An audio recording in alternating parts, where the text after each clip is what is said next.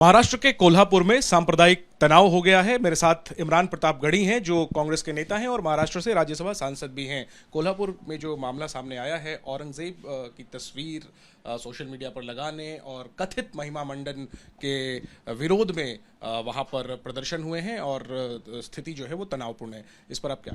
देखिए, कानून व्यवस्था के नाम पर विफल महाराष्ट्र की सरकार लगातार ऐसे संगठनों को खुली छूट दे रही है जो महाराष्ट्र के अलग अलग जिलों में जाकर के न सिर्फ कार्यक्रम कर रहे हैं, नफरती कार्यक्रम, बल्कि भीड़ इकट्ठा करके इस तरह का माहौल भी खराब कर रहे हैं। इससे पूर्व अकोला में हम सारे लोगों ने देखा, अभी खामगांव में एक लिंचिंग का प्रयास हुआ, बहुत सीरियस हालत में लड़का एडमिट है, और अब कोल्हापुर में यह घटना घटी। एक भीड़ इकट्ठी हो रही है, वो दुकानें तोड़ रही है, वो जला रही है, और बाद में मुख्यमंत्री महोदय का बयान नहीं आता, उप मुख्यमंत्री महोदय आगे आते हैं और कहते हैं कि इस तरह की घटनाएं, हम कह रहे हैं जिसने स्टेटस लगाया, आपको अगर उसने कोई भड़काऊ बात की है, आप उसकी जांच करिए, उसको दोषी ठहराइए, उसको सजा दीजिए, लेकिन उन लोगों पे कार्रवाई कब होगी जो हजारों की भीड़ इकट्ठी करके पुलिस पे पथराव कर रहे हैं? और वो लोग कौन हैं? उनको चिन्हित कब करेंगे? क्यों महाराष्ट्र में इस तरह के कार्यक्रमों की बाढ़ आ गई है? सरकार पूरी तरह से कानून व्यवस्था के नाम पर विफल है, और माननीय उच्चतम न्यायालय की टिप्पणी के बाद इस सरकार को नैतिक रूप से रहने का कोई अधिकार नहीं है। इंटरनल सर्वे में भाजपा और एकनाथ शिंदे जी का जो गठबंधन है वो बुरी तरह से लोकसभा में पिछड़ता हुआ दिख रहा है और आने वाले विधानसभा में भी पिछड़ेगा।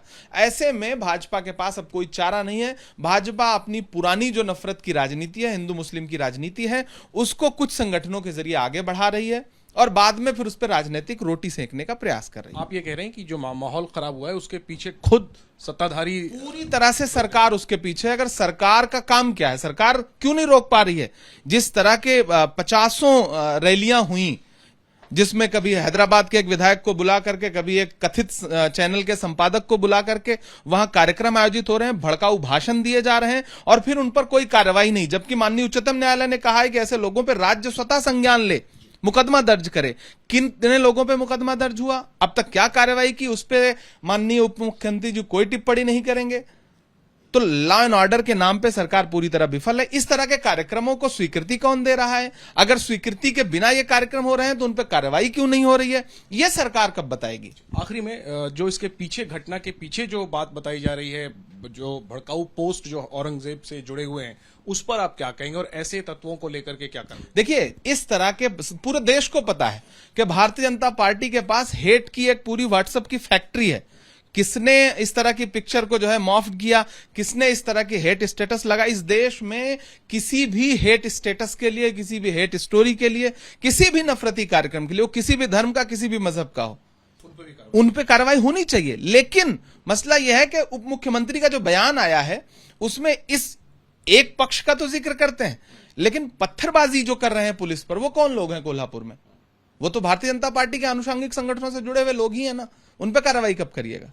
शुक्रिया बात करने के लिए। तो साफ तौर पर इमरान प्रतापगढ़ी जहां एक तरफ सरकार की जिम्मेदारी तय करने की बात कह रहे हैं, तो कहीं साथ में ये भी आरोप लगा रहे हैं कि इस तरह की घटनाओं के पीछे खुद सत्ता में जो पार्टियां हैं उनके लोग हैं, क्योंकि पोलराइजेशन से राजनीतिक लाभ सत्ताधारी पार्टी को होता है। कैमरा पर्सन निखिल रस्तोगी के साथ जैनेंद्र, एबीपी न्यूज, दिल्ली।